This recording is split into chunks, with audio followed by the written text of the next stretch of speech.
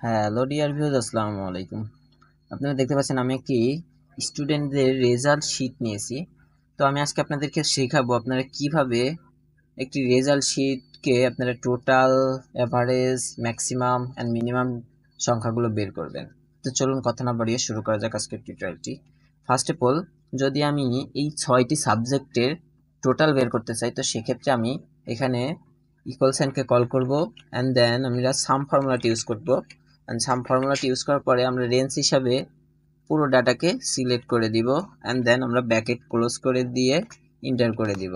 তো দেখবেন আমাদের টোটাল মার্কটা চলে আসছে। তো এটাকে ড্রপ অ্যান্ড ড্র্যাগ করে পুরো ডাটাতে ফিল করে দিব।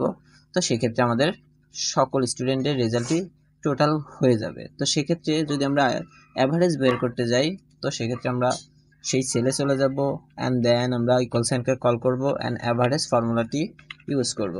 তো দেখুন আমরা অ্যাভারেজ ফর্মুলাটি ইউজ করতেছি। এটাও সে সেম আগের মতো আপনারা 6টি সাবজেক্টের রেঞ্জটাকে সিলেক্ট করে দিবেন, দেন আপনারা ব্র্যাকেট ক্লোজ করে এন্টার করে দিবেন অ্যান্ড দেন অ্যাভারেজ নাম্বারটি চলে আসবে। তো এটাকে ড্রপ অ্যান্ড ড্র্যাগ করে পুরো ডাটাতে ফিল করে দিবেন।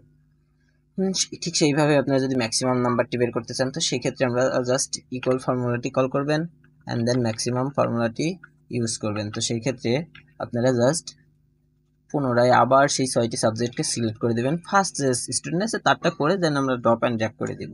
তো এটাকে ব্র্যাকেট ক্লোজ করে দিয়ে এন্টার করে দিব অ্যান্ড দেন এটাকে আমরা ড্রপ অ্যান্ড ড্র্যাগ করে পুরো ডাটাতে ফিল করে দিব। তো দেখছেন আমাদের ম্যাক্সিমাম নাম্বারগুলো কিন্তু চলে আসছে। তো সেক্ষেত্রে যদি আমরা মিনিমাম নাম্বারগুলো চাই, ঠিক পুনরায় আমরা মিনিমাম ফর্মুলাটি ইউজ করতে পারি। ইকুয়াল সাইনকে ফার্স্টে কল করব অ্যান্ড দেন আমরা মিনিমাম ফর্মুলাটি ইউজ করব। তো এটাকে আমরা আবার পুনরায় আমরা ডাটাটাকে পুরো ফিল করে দিব অ্যান্ড দেন আমরা ইকুয়াল সাইনকে আমরা ব্র্যাকেট ক্লোজ করে দিয়ে এন্টার করে দিব অ্যান্ড দেন এটাকে ড্রপ অ্যান্ড ড্র্যাগ করে টেনে দিব। তো দেখবেন আমাদের সমস্ত কাজ হয়ে যাবে। তো এইভাবে চাইলে আপনারা আপনাদের দৈনন্দিন কাজকে আরো সহজ এবং সুন্দর করে তুলতে পারেন। তো এই ছিল আজকের ভিডিও। সবাই ভালো থাকবেন, সুস্থ থাকবেন। আসসালামু আলাইকুম।